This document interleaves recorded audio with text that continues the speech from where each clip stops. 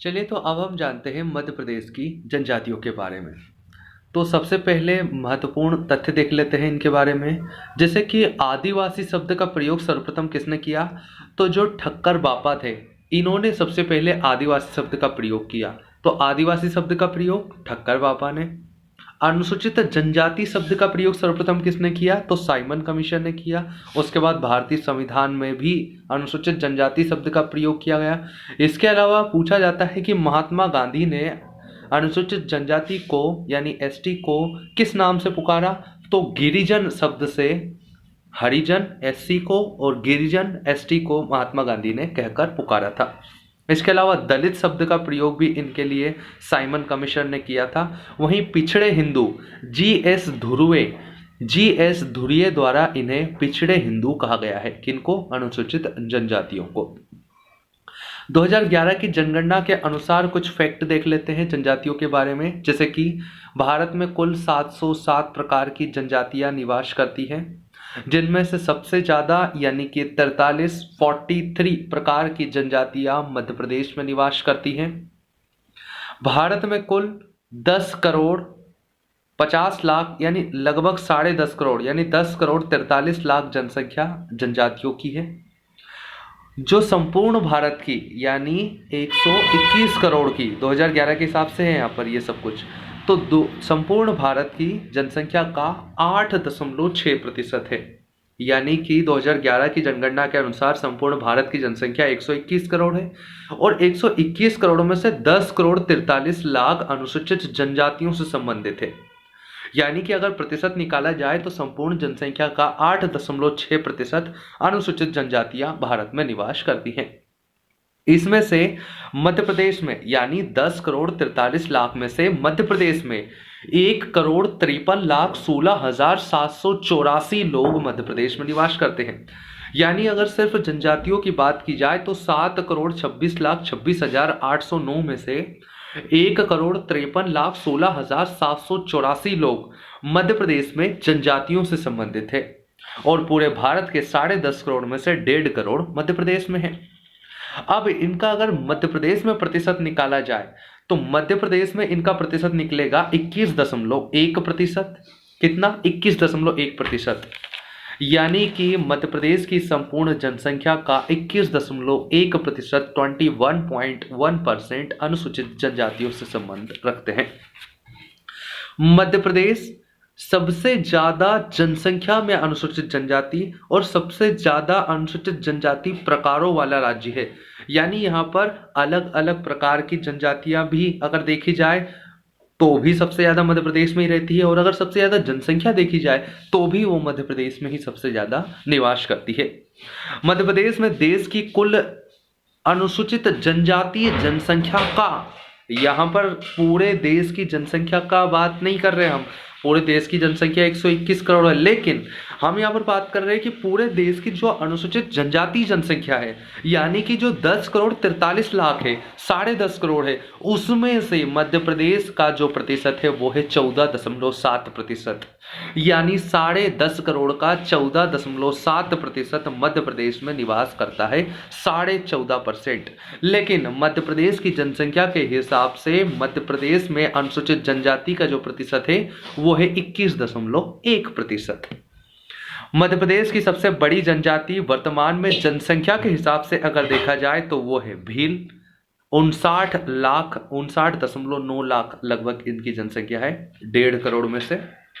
वहीं अगर सबसे बड़ा जनजातीय समूह की बात की जाए यानी सबसे बड़ा जनजाति समूह यानी कि जिसकी उपजातियां जिसके अलग अलग प्रकार हों, तो उसके हिसाब से आज भी सबसे बड़ी जनजाति गोंड है।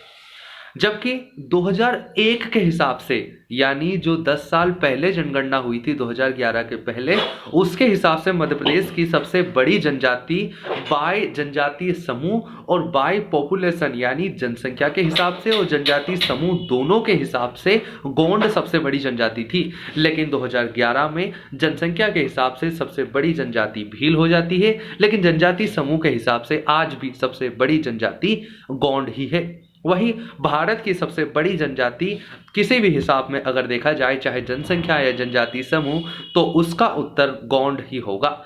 तो मध्य प्रदेश की 3 सबसे बड़ी जनजातियां कौन कौन सी हैं? सबसे बड़ी हो गई भील जनसंख्या के हिसाब से, दूसरी हो गई गोंड, तीसरी हो गई कोल। तो भील, गोंड और कोल।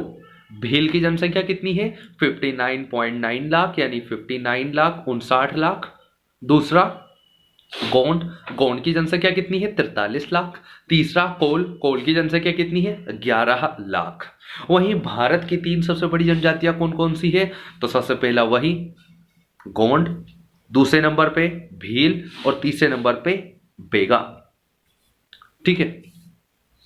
2001 के अनुसार मध्य प्रदेश की सबसे बड़ी जनजाति जनसंख्या गोंड।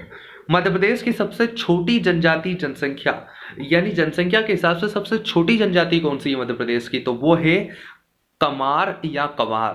कमार या कंवार कहाँ रहती है? ये सीधी जिले में मिलेगी।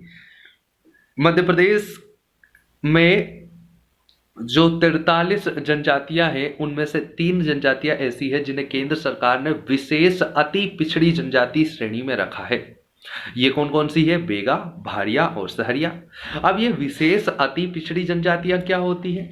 तो इसके लिए कुछ क्राइटेरिया है, जैसे कि अगर उनमें साक्षरता दर यानी लिटरेसी रेट बहुत कम हो। दूसरी चीज, उनकी आर्थिक स्थिति इकोनॉमिकल कंडीशन बहुत वीक हो। तीसरी चीज, दूरस्थ पिछड़े क्षेत्रों में यानी कि जो शहरों से, गांवों से जो अपने मूल निवास है उनसे कटा हो, बिल्कुल बहुत दूर हो, जंगलों में रहते हो, और उनकी घटती जनसंख्या यानी उनकी पॉपुलेशन लगातार कम होती जा रही हो, तो ऐसे में हम उन्हें विशेष पिछड़ी जनजाति घोषित कर देते हैं। तो मध्य प्रदेश में 3 विशेष अति पिछड़ी जनजातियां है, बेगा है, भारिया है और सहरिया है। मध्य प्रदेश में अगर हम जनजातियों की साक्षरता दर देखी जाए तो वो है 50.6%, 50.6%। ये है जनजातियों की साक्षरता दर। मध्य प्रदेश की साक्षरता दर नहीं, मध्य प्रदेश में उपस्थित जो 1.5 करोड़ कौन है जनजातियां हैं उनकी साक्षरता दर अगर देखी जाए तो वह है 50.6%। इनमें सबसे ज्यादा पढ़ी लिखी जनजाति मानी जाती है प्रधान। प्रधान प्रधान कौन? वही गोंड की उपजाति। मध्य प्रदेश में अगर जनजातियों का लिंगानुपात देखा जाए तो मध्य प्रदेश में जनजातियों का लिंगानुपात है 984। कितना? 984, 984। सबसे ज्यादा जनजातियों में लिंगानुपात किस जिले में है? वही बालाघाट में, जहां मध्य प्रदेश में सबसे ज्यादा लिंगानुपात है। अगला है सर्वाधिक जनसंख्या कहां पर निवास करती है अनुसूचित जनजाति की? तो वो है धार। 12,22,000 लोग लगभग 2011 की जनगणना के हिसाब से अगर देखा जाए तो धार में निवास करते हैं अनुसूचित जनजाति जनसंख्या से संबंधित। सर्वाधिक अनुसूचित जनजाति प्रतिशत की अगर बात की जाए यानी बाय परसेंट किस जिले में सबसे ज्यादा लोग निवास करते हैं तो इसका उत्तर होगा अलीराजपुर। 89%, 89% के साथ अलीराजपुर पहले स्थान पे है। न्यूनतम जनजातीय जनसंख्या किस जिले में है? तो वो है भिंड। मात्र 6,000 लोग भिंड में ऐसे हैं जो अनुसूचित जनजाति से संबंध रखते हैं। वहीं न्यूनतम प्रतिशत की बात की जाए अनुसूचित जनजाति का तो ये भी भिंड ही है। 0.4% लोग ऐसे हैं जो भिंड में अनुसूचित जनजाति से संबंधित हैं। अब अपन सर्वाधिक अनुसूचित जनजातीय जनसंख्या वाले जिले देख लेते हैं। तो 5 सबसे ज्यादा अनुसूचित जनजातीय जनसंख्या वाले जिले कौन कौन से हैं? तो 12,22,000 के साथ धार तो पहले स्थान पे है ही, दूसरे स्थान पे है बड़वानी, तीसरे स्थान पे है झाबुआ। तो 3 तो हो गए अपने साउथ वेस्ट में, ठीक है ना? कौन कौन से? धार, बड़वानी, झाबुआ। धार, बड़वानी, झाबुआ। इसके बाद छिंदवाड़ा और बैतूल। छिंदवाड़ा और बैतूल ये बाय पॉपुलेशन 5 सबसे बड़े अनुसूचित जनजातीय जनसंख्या वाले जिले हैं। कौन कौन से? धार, बड़वानी, झाबुआ, छिंदवाड़ा और बैतूल। वहीं अगर सबसे ज्यादा अनुसूचित जनजातीय प्रतिशत की अगर बात की जाए तो वो कौन कौन से हैं? तो उनमें सबसे पहला नाम आ जाएगा अलीराजपुर का 89% के साथ, दूसरा नाम आ जाएगा झाबुआ का 87% के साथ, तीसरा नाम आ जाएगा बड़वानी का। तो अलीराजपुर, झाबुआ, बड़वानी, अलीराजपुर, झाबुआ, बड़वानी, ये साउथ वेस्ट में आ गए। अब कुछ ईस्ट में भी आएंगे या साउथ ईस्ट में भी आएंगे। वो कौन कौन से हैं? डिंडोरी और मंडला, डिंडोरी और मंडला। तो 5 कौन कौन से हो गए? अलीराजपुर, झाबुआ, बड़वानी, डिंडोरी और मंडला। ये 5 सबसे ज्यादा अनुसूचित प्रतिशत वाले, जनजातीय प्रतिशत वाले जिले हैं।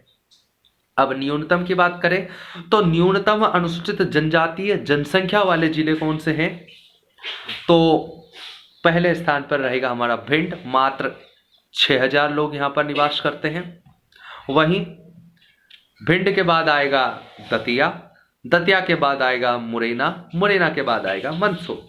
तो भिंड के नीचे दतिया, भिंड के ऊपर मुरैना, इसके अलावा मंदसौर। ये 4 सबसे बड़े जिले हैं, सबसे छोटे जिले हैं जहां पर की अनुसूचित जनजाति जनसंख्या सबसे कम निवास करती है। मतलब सबसे कम भिंड में, उससे थोड़ी ज्यादा दतिया में, उससे थोड़ी ज्यादा मुरैना में, उससे थोड़ी ज्यादा मंदसौर में, लेकिन नीचे से ये टॉप 4 रैंक पे आते हैं। वहीं अगर प्रतिशत में न्यूनतम प्रतिशत जनजाति जनसंख्या वाले जिलों की बात की जाए तो वो कौन से हैं? तो उनमें भिंड ही पहले स्थान पर रहेगा 0.4% के साथ। दूसरे नंबर पे आ जाएगा मुरैना, तीसरे नंबर पे आ जाएगा दतिया और चौथे नंबर पे अपना मंदसौर है ही।